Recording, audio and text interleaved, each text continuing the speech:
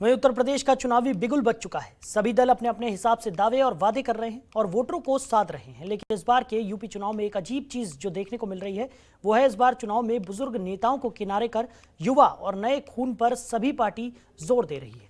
चाहे बीजेपी हो या कांग्रेस या फिर समाजवादी पार्टी या फिर आरएलडी, सभी की कमान अंडर 50 के नेताओं के हाथ में है। देखिए।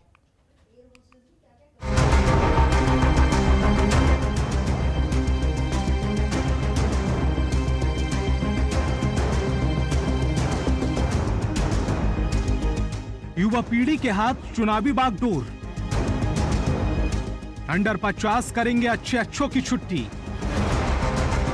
योगी से लेकर अखिलेश तक, प्रियंका से लेकर जयंत तक, किसके हाथ आएगी यूपी की बागडोर? 2022 के विधानसभा चुनाव के लिए सभी पार्टियां अपनी अपनी तैयारियों में जुट गई हैं। चुनाव भले ही अभी लगभग 5 से 6 महीने बाद हों, लेकिन माहौल अभी से गरमाने लगा है। और भला गरमाए भी क्यों ना, क्योंकि इस बार का चुनाव ही युवा पीढ़ी के हाथ में है। आप नहीं समझे, चलिए समझाते हैं। राजनीति के क्षेत्र में युवा पीढ़ी का मतलब माना जाता है 50 से कम उम्र का नेता। और इस बार के यूपी चुनाव में सभी पार्टियों की बागडोर अंडर 50 वाले सेनापतियों के हाथ में है। बीजेपी के चेहरे के रूप में योगी आदित्यनाथ 49 साल के हैं, तो वहीं सपा मुखिया अखिलेश यादव की उम्र 48 साल है। कांग्रेस की बात की जाए तो पार्टी ने राष्ट्रीय महासचिव प्रियंका गांधी को यूपी की बागडोर सौंपी है। प्रियंका गांधी की उम्र 49 साल है। इसी तरह राष्ट्रीय लोकदल के भविष्य की कमान है 42 साल के जयंत चौधरी के हाथों में। बात सत्ताधारी बीजेपी की करें तो 2017 में पार्टी ने मुख्यमंत्री के लिए कोई चेहरा सामने नहीं किया था, लेकिन इस बार ऐसा नहीं है। बीजेपी योगी आदित्यनाथ के चेहरे को सामने रखकर चुनावी मैदान में है। प्रधानमंत्री मोदी, राष्ट्रीय अध्यक्ष जेपी नड्डा समेत पूरा शीर्ष नेतृत्व योगी सरकार की उपलब्धियों पर खुले मंच से जमकर सराहना करता है। 2017 में पार्टी को 403 में से 312 सीटें मिली थीं। ऐसे में सेनापति की भूमिका में योगी आदित्यनाथ को सिर्फ चुनाव ही नहीं जीतना, बल्कि पहले से बेहतर प्रदर्शन करने की भी चुनौती उनके सामने है। बात करते हैं मुख्य विपक्षी दल यानी समाजवादी पार्टी की। इस दल के मुखिया अखिलेश यादव योगी आदित्यनाथ के हम उम्र हैं। अखिलेश यादव को अपने पिता मुलायम सिंह यादव से राजनीति विरासत में मिली है। चुनाव भी मुलायम सिंह यादव के नेतृत्व में ही लड़ा गया और सपा ने बहुमत से सरकार बनाई। ताजपोशी हुई अखिलेश यादव की, यानी नेताजी ने अपनी गद्दी बेटे को सौंप दी। सरकार का कार्यकाल खत्म होने से पहले पारिवारिक मतभेद हुए और पार्टी की कमान अखिलेश के हाथ में आ गई। 2017 का चुनाव अखिलेश के नेतृत्व में लड़ा गया,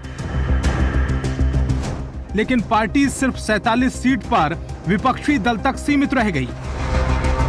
2017 में भी पार्टी को निराशा का सामना करना पड़ा। अब देखना होगा 2022 में अखिलेश पार्टी को सेनापति के रूप में कहां ले जाते हैं। यूपी में 32 साल से गद्दी से दूर कांग्रेस के सामने तो अस्तित्व की लड़ाई है। 2022 की जंग में सेनापति हैं प्रियंका गांधी वाड्रा। पार्टी के लोग इनमें इंदिरा गांधी की छवि देखते हैं। योगी और अखिलेश की हम उम्र प्रियंका अब यूपी में एक्टिव हैं, संगठन को मजबूत करने के लिए मेहनत कर रही हैं। 2019 लोकसभा चुनाव में भी प्रियंका यूपी के मैदान में कूदी थीं, लेकिन अपने भाई की सीट भी नहीं बचा पाई थीं और पार्टी को सिर्फ एक सीट से ही संतोष करना पड़ा था। हालांकि कहा जा रहा है कि 2017 के मुकाबले इस बार पार्टी काफी मेहनत कर रही है और 2017 में पार्टी ने 7 सीटें जीती थीं, लेकिन उनमें से 2 विधायक अब उनके अपने ना रहे। अब बात करते हैं राष्ट्रीय लोकदल की। हाल ही में चौधरी अजीत सिंह के निधन के बाद पार्टी की जिम्मेदारी उनके बेटे जयंत चौधरी के पास है। 2017 के चुनाव में पार्टी को सिर्फ 1 सीट मिली थी। हालांकि इस बार पार्टी के नेताओं का मानना है कि पश्चिमी यूपी समेत अन्य जगह वो किला फतेह करेंगे। इस उम्मीद की वजह है किसान आंदोलन। जयंत के लिए ये नई पारी है। ऐसे में पार्टी का प्रदर्शन उनका और पार्टी दोनों का भविष्य तय करेगा।